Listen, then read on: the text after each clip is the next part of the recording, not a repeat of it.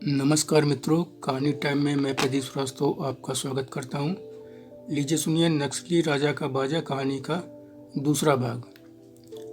अफनाहट में उन्हें यह शक भी परेशान करने लगा कि उनके आसपास आज भी जो लोग हैं वह वाकई उनके हैं भी या नहीं, या भोजू के जासूस बनकर उनके आगे पीछे लगे हैं। हर आदमी उनके शक के राडार पर आ गया।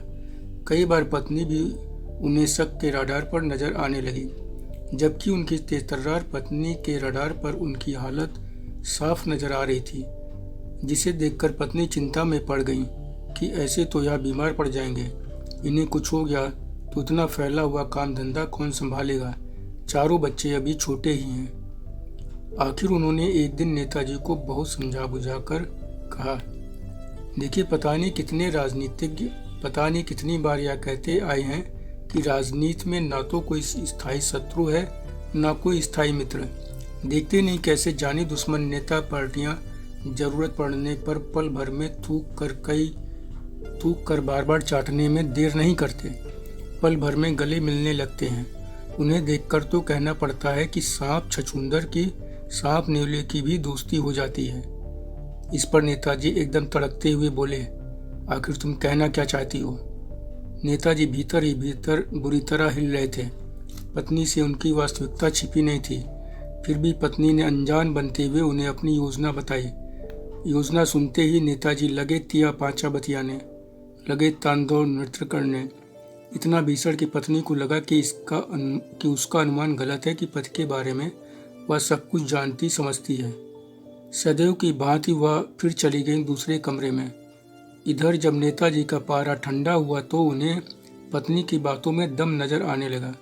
कुछ ही देर में यह दम उनके दिमाग में बढ़ चढ़ कर बोलने लगा। आखिर उन्होंने तय कर लिया कि वह पत्नी की सलाह पर अमल करेंगे, मगर यह तय करते ही समस्या यह आन पड़ी कि बहाना कौन सा अवसर ढूंढे। इस पर उन्हें ज्यादा माथापच्ची नहीं करनी पड़ी। कुछ ही दिन बाद उनकी माँ की बरसी थी। वही समय उन्हें ठीक लगा। सोचा, इस अवसर को ही भुनाता हूँ। उनके मन में एक लालच और उठ खड़ा हुआ कि इसी बहाने कितने उनके कहने पर चल सकते हैं यह भी पता चल जाएगा। भोजू और पार्टी को भी अपनी ताकत का एहसास करा देंगे। यह सोचने के साथ ही उनके मन में एक चोर भी आ बैठा कि यह योजना कहीं बैकफायर न कर जाए, या कहीं कम लोगों के आने से फ्लॉप शो न बन जाए। ऐसा हुआ तो लेने के देने पड़ जाएंगे। फिर खुद ही उत्तर दिया कि अगर ऐसा हुआ तो कहूँगा कि माँ की बरसी है, खुशी या शक्ति प्रदर्शन का अवसर नहीं। आप लोग कम से कम भावनात्मक बातों को राजनीति का हिस्सा न बनाया करें। उल्टा चढ़ बैठूंगा क्वेश्चन खड़ा करने वालों पर। नेताजी ने पूरा जोर लगा दिया, इतना कि जैसे एमपी का चुनाव लड़ रहे हों। नगर, जिला, प्रदेश से लेकर आला कमान तक जोर लगा दिया। जिसे कभी झुक कर नमस्कार नहीं किया था उसके भी चरणों में झुक गए। जिसके चरण छूते थे उसके कदमों में लेट गए, रीढ़ विहीन जीव से रेंग गए। गरज यह कि जितना बड़ा नेता आएगा भुजुआ पर उतना ही ज्यादा असर पड़ेगा, ज्यादा प्रभाव पड़ेगा, तो वह फिर से मेरे कदमों में लौटेगा। जितनी बार नेताजी के मन में यह बात आती उतनी ही बार वह भोजू को सबसे बदतरीन गालियों से नवाजते कि इस साले के कारण 20 लाख रुपए फूकने पड़ रहे हैं। लाखों रुपए तो कन्वेंस में डूब गए हैं। कितने चक्कर तो दिल्ली के लगा चुका हूँ। 3-3, 4-4 लोगों को लेकर हवाई जहाज से आनन फानन में जाना आना कितना हो गया। यह साला बहुत बड़ा भस्मासुर बन गया है। देखो अभी और क्या क्या करवाता है। नेताजी की सारी मेहनत के परिणाम वाले दिन ऐसा मिला जुला परिणाम रहा कि नेताजी न सिर पीट पा रहे थे, न ही खुशी मना पा रहे थे। कोई बड़ा नेता व्यक्ति नहीं आया। कुछ के व्हाट्सएप मैसेज आए कि ईश्वर माताजी की आत्मा को शांति प्रदान करें। कुछ मैसेज इतनी जल्दी, इतनी लापरवाही से भेजे गए कि भाई लोग बरसी को खुशी का अवसर मान बैठे। नेताजी इन सब को पढ़ पढ़ कर मन में खूब गरियाए जा रहे थे। ज्यादातर वही लोग आए जिनकी गिनती छुटभइये नेताओं में होती थी, या वह जो मुफ्त का खाने पीने का अवसर ढूंढते रहते हैं, मिलने पर कहीं भी टूट पड़ते हैं। कुल मिलाकर नेताजी की अपेक्षा से कम ही लोग आए, खाए पिए चल दिए। कोई महत्वपूर्ण आदमी आया ही नहीं। सारे समय जिस एक आदमी को उनकी आंखें ढूंढ रही थी वह दिखा ही नहीं। भोजू का समय भी भोजू का साया भी उन्हें कहीं नजर नहीं आया। उनके खासम खास में से भी कोई नजर नहीं आया। नेताजी तंबू उखाड़ने तक उसका इंतजार करते रहे। बार बार मोबाइल देखते रिंग होने पर उनको लगता कि भोजू का फोन आ गया। हर बीतते पल के साथ उनका दिल बैठता जा रहा था। उनकी दशा उनकी पत्नी से छिपी नहीं थी। उन्हें भोजू पर गुस्सा और पति पर दया आ रही थी। देर रात नेताजी बिना ठीक से खाए पिए ही अपने बेडरूम में चले गए। पत्नी सारा तामझाम समेटवाने के बाद उनके पास पहुंची। उनकी मानसिक हालत को देखते हुए उन्होंने ज़्यादा कोई बात करने के बजाय ठंडा ठंडा कूल तेल उनके सिर पर लगाया। फिर हल्का हल्का सिर दबा कर सुलाने की कोशिश की। नेताजी भी आंखें बंद किए रहे, लेकिन उन्हें नींद नहीं आ रही थी। बार बार भोजू को गरियाते कि साले को बेशर्म बनकर 4 बार बुलावा भेजा। बरसी में बुलावा भेजने का औचित्य न होने के बावजूद ऐसा किया। व्हाट्सएप मैसेज दिया, माँ की बरसी का इमोशनल कार्ड भी खेला, लेकिन सब बेकार। साले की आंखों में सुअर का बाल है, सुअर का बाल। नहीं तो जरूर आता, भले ही 2 मिनट को अपना मनुष्य चेहरा ही दिखाने को सही। इन सबसे ज़्यादा नेताजी को कुछ देर पहले ही बड़े पापड़ बेलने के बाद मिली इस सूचना से और चिंता होने लगी कि भोजू किसी बड़े निर्णायक कदम को उठाने में लगा है। इतना ही नहीं, इसके लिए वह पार्टी भी छोड़ने जा रहा है, वह भी बस कुछ ही दिन में। इस सूचना ने नेताजी के पैरों तले जमीन खिसका दी, क्योंकि वह अच्छी तरह से जानते थे कि भोजू के पास उनके जो राज हैं, पार्टी छोड़ने के बाद वह उनका यूज करके उन्हें निश्चित ही सड़क पर ला खड़ा करेगा। वह उसका कुछ भी नहीं कर पाएंगे। उन्हें सुलाते सुलाते खुद पत्नी सो गई, मगर उन्हें नींद नहीं आई। उन्हें ऐसा महसूस हुआ कि जैसे तनाव से उनकी नसें फट जाएंगी। वह उठे, अलमारी से विस्की निकाली, बिना सोडा पानी के मीठी गिलास में डालकर एक झटके में पीते गए। 1 2 नहीं 3 4 लार्ज पैक पी गए और कुछ ही देर में बेड पर बद्ध से पसर गए। इतना तेजी से दोनों हाथ फैलाए बेड पर पसरे क्या गिरे कि बड़े से बेड पर एक तरफ गहरी नींद में सो रही पत्नी से टकरा गए। इतनी तेज की गहरी नींद में सो रही पत्नी घबराकर उठ बैठी, लेकिन पति पर एक नज़र डालते ही समझ गए कि माजरा क्या है। वह उठी और किसी तरह उन्हें सीधा कर बेड के बीचों बीच लिटाया। फिर कई कुशन उठाकर ले आई और उन्हें उनकी दोनों तरफ लगा दिया, ताकि नशे में कहीं वह बेड से नीचे न लुढ़क जाए। खुद दूसरे कमरे में सोने चली गई। ऐसे में वह कभी भी कोई टेंशन नहीं पालती, बल्कि उनकी सुरक्षा का हर संभव इंतजाम करके दूसरे कमरे में आराम से सो जाती हैं। आज भी यही किया। नेताजी का अगला पूरा दिन हैंगओवर से मुक्ति पाने में निकल गया। थोड़ा बहुत जो काम किया उसमें सिर्फ यही जानने का प्रयास किया कि भोजू के जिस राइट हैंड को अपनी ओर मिलाने का प्रयास किया था उसमें कहाँ तक सफलता मिली। जितनी जानकारियाँ उन्हें मिली उससे उन्हें सफलता मिलती नजर आई। उनकी भेजी नोटों की गड्डियों का पूरा असर रात होते होते दिखा। वह आदमी रात के अंधेरे में किसी थर्ड प्लेस पर मिलने को तैयार हो गया। नेताजी रात 2 बजे जब उससे मिलकर लौटे तो उनको इस बात की खुशी संतुष्टि थी कि उन्होंने भोजू के राइट हैंड को पूरी तरह तोड़ लिया है। हालांकि यह तब हुआ जब उन्होंने कई लाख रुपए की गड्डी से उसकी हथेली को और ज़्यादा गर्म कर दिया। लेकिन राइट हैंड ने जो जानकारियां उनको दी उससे वो सकते में पड़ गए। उन्हें कुछ समझ में नहीं आ रहा था कि आखिर उन सब की काट क्या है। वह यह नहीं समझ पा रहे थे कि आखिर किससे सलाह मशवरा करें, किससे पूछे कि उन्हें क्या करना चाहिए। टेंशन बढ़ते ही वह हमेशा की तरह अपनी बार की तरफ बढ़ गए। आज भी बड़ी बोतल निकाली, लेकिन कुछ देर हाथ में लिए पता नहीं क्या सोचते रहे। फिर उसे उसी तरह अलमारी में रखकर बंद कर दिया। बार के सामने ही पड़े बड़े से सोफा कम बेड पर पसर गए। नींद चैन उन्हें कोसों दूर दूर तक नहीं दिख रही थी। उधेड़ बुन में ज़्यादा देर तक पसर भी नहीं पाए तो कमरे में चहलकदमी करने लगे। बेड पर पत्नी गहरी नींद में सो रही थी। वह कब आए इसका पता उसे नहीं था। नेताजी की चहलकदमी ने उन्हें उम्मीद की एक किरण दिखा दी। उन्हें अपने एक हम प्याला हम निवाला लेखक मित्र की याद आई, जिसे वह न सिर्फ राजनीति बल्कि जीवन के हर क्षेत्र में अपना सलाहकार बनाए हुए थे।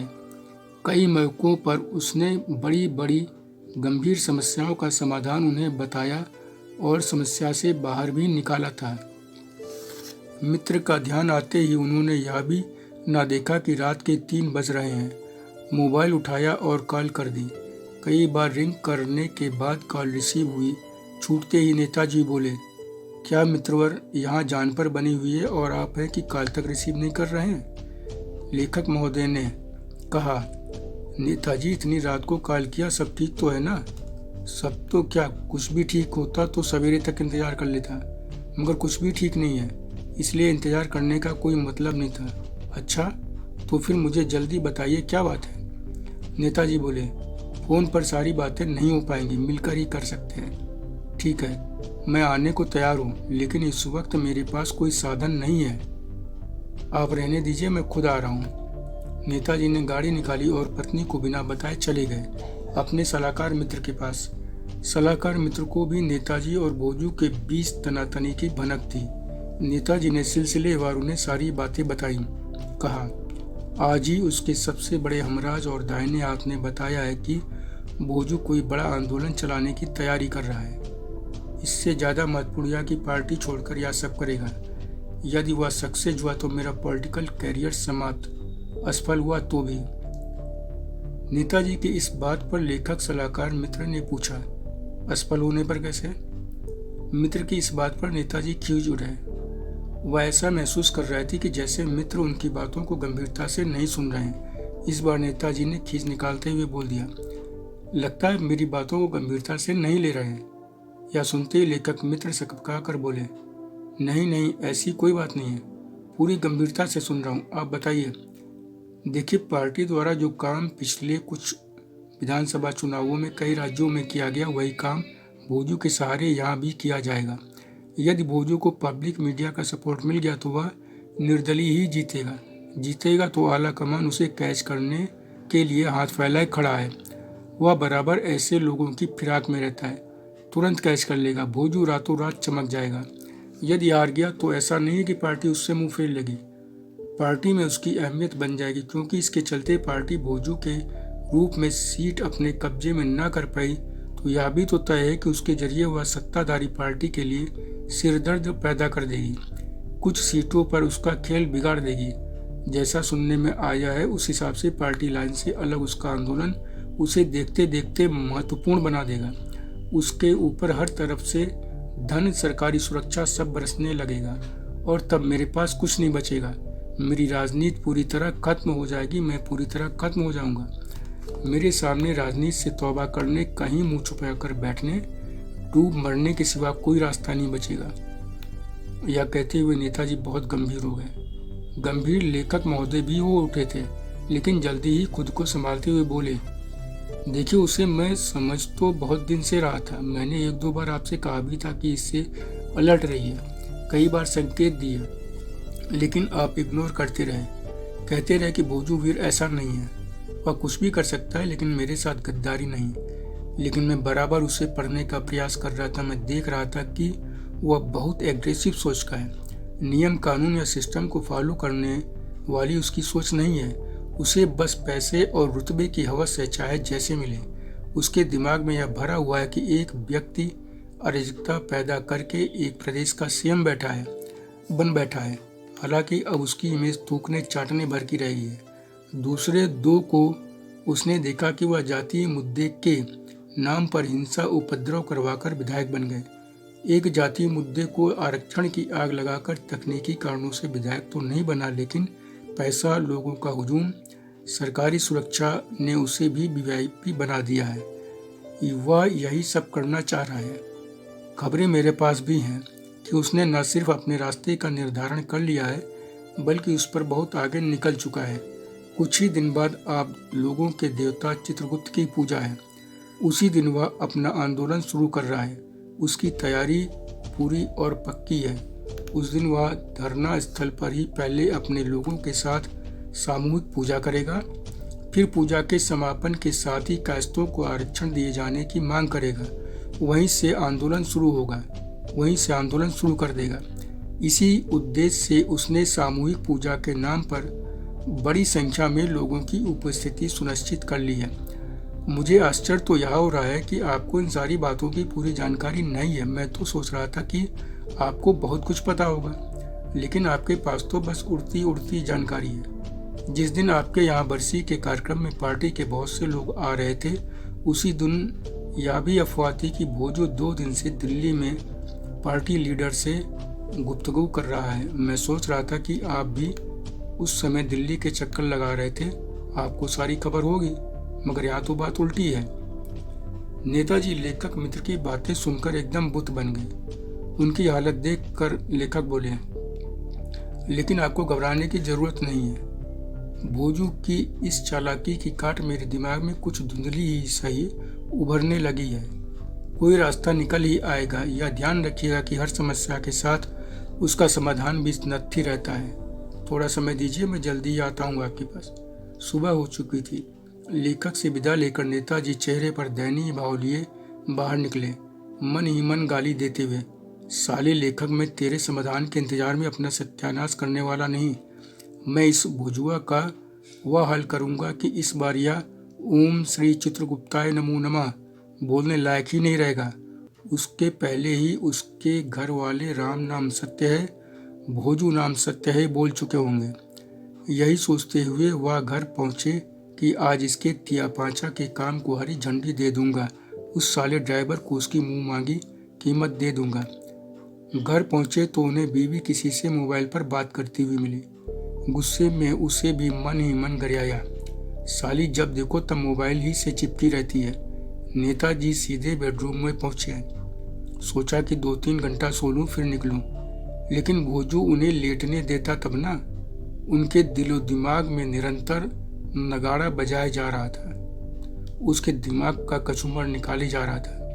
नींद से कड़वाती आंखों, थकान से टूटते शरीर के बावजूद वह सो नहीं पाए। एक बार सोचा कि 2-4 पैग मारकर सो जाए, लेकिन भोजू फिर आतंकी की तरह सामने आ खड़ा होता है। हार कर उन्होंने खूब जमकर नहाया। फिर निकल गए भोजू वीर के तिया पाचा को हरी झंडी दिखाने। करीब 3 घंटे बाद वह लौटे, जालिम ड्राइवर को हाफ पेमेंट एडवांस देकर। बाकी काम होने के बाद देने का वादा भी कराए थे। साथ ही चित्रगुप्त पूजा से पहले काम हो जाने का सख्त आदेश देना नहीं भूले। धन्यवाद मित्रों।